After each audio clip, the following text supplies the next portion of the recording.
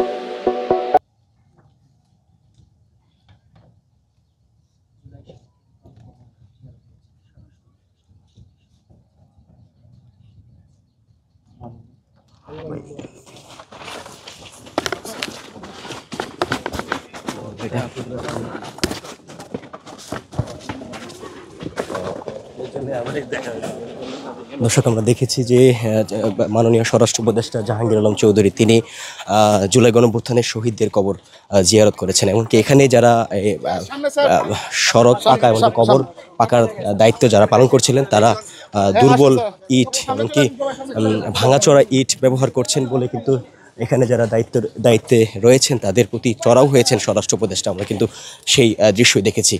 আজ বেলা 11টায় স্বরাষ্ট্র উপদেষ্টা জাহাঙ্গীর আলম চৌধুরী তিনি মোহাম্মদপুর থানা পরিদর্শন করে শেষে এই মুহূর্তে আমরা দেখতে পাচ্ছি যে জুলাই গণঅভ্যুত্থানের শহীদদের কবর জিয়ারত করছেন।